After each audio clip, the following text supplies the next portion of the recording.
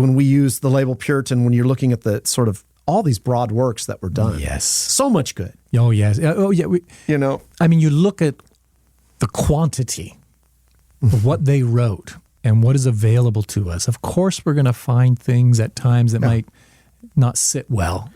But when you think of how much agreement there is and the uniformity in their writings and in their emphases, keep one or two things in the back of our minds.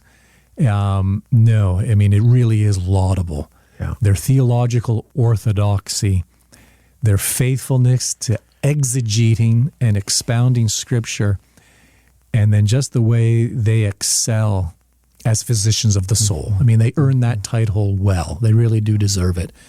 There is so much there to glean and to benefit from. Yeah, I think that's right. And I think when doing history, as you know, and you know better than me, but it's hard to sometimes read back in our context. You shouldn't do it. Yeah. Into theirs and why they were reacting to the things that they were reacting to. Mm-hmm. There's a series of, you mentioned controversies. You had the antinomian controversy. You even had the political controversies of the day. Yeah. So there's going to be overcorrections at moments. This is just how life is when you're doing theology. Definitely. And you see that. Mm-hmm. You see that at times. So, especially with the sort of what they would say lawlessness of the times that is happening in England, they want to reform things. So you see a lot of heavy emphasis on sanctification, and then you probably would run into the ditch at some point of some kind of moralisms that develop. Potentially. I think in some circles at some times you do.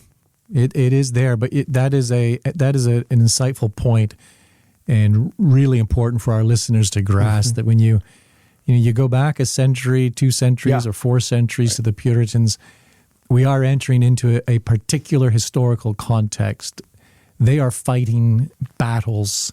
Mm-hmm. They are dealing with issues which necessitate a response and demand, the time and energy from them. And that's obviously going to shape what they produce and how they write. And we need to be aware of that.